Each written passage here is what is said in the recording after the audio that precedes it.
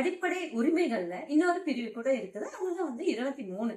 அதாவது சுரண்டலுக்கு எதிரான உரிமை அப்படின்னு சொல்றோம். இது எப்படி சுரண்டலுக்கு எதிரான உரிமையா வரும் அப்படின்னு நினைக்கிறீங்களா? நிறைய கிராமப்புறத்துல என்ன ஆகுதுன்னா, வட்டி கட்ட முடியாதுன்றதுனால அந்த குடும்பத்துல இருக்கக்கூடிய உறுப்பினர்கள்ல தன்னுடைய பண்ணைக்கோ, தன்னுடைய ஃபேக்டரிக்கோ, தன்னுடைய வீட்டுக்கோ, தோட்டத்துக்கோ என்ன பண்ணிடுறாங்கன்னா வேலைக்கு கூப்பிட்டுக்கிறாங்க. நீ எனக்கு வேலை செய்ய, நான் உனக்கு தரக்கூடிய வட்டியை நான் கழிச்சுக்கிறேன்பாங்க.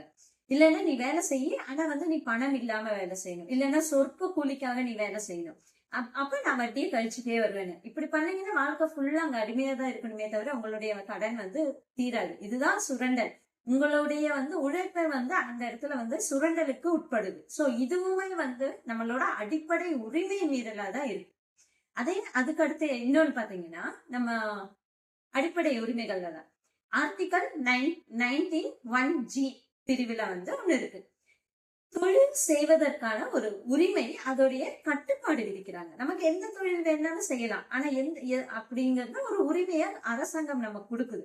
ஆனா அதுல சில கட்டுப்பாடுகளையும் நம்ம விதிச்சிருக்கோம். அது என்னன்னா, சட்டவிரோதமா, அதாவது ஒரு மக்களுக்கு பாதிப்பை ஏற்படுத்தக்கூடிய விதமா ஒரு தொழில் செய்வது அப்படிங்கிறது சட்டவிரோதத்துக்கு உட்பட்டது.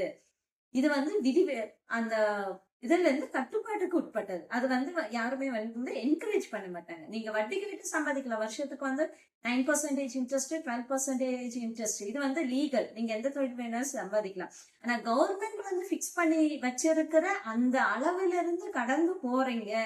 இது ஒரு மக்களை ஒரு நெருக்கடிக்கு தள்ளுறீங்க. அவங்களோட வாழ்வாதாரத்தை பறிக்கிறீங்க. அவங்க தற்கொலை அளவுக்கு போறாங்க அப்படின்னா கண்டிப்பா இது மிகப்பெரிய குற்றம் தான். இது எந்த சட்டமும் இதை பார்த்துட்டு நிக்காது. இனிமேலாவது உங்களுடைய உரிமைகளை தெரிஞ்சுக்கோங்க, உங்களோட சட்டங்களை தெரிஞ்சுக்கோங்க. எதையுமே சாதாரணமா கடந்து போகாதீங்க. உங்களுக்கான நீதி வழங்குவதற்காக தான் பல சட்டங்கள் இயற்றப்பட்டு இருக்கு. அதுக்காகவே தான் ஃப்ரீ லீகல் எய்டு கூட உங்களுக்காக கடைக்கோடியில் இருக்க மக்களுக்கு கூட கிடைக்கணுன்றதுக்காக ஃப்ரீ லீகல் எய்டு கூட இருக்கு. இதெல்லாம் பயன்படுத்திக்கோங்க. தேங்க்யூ.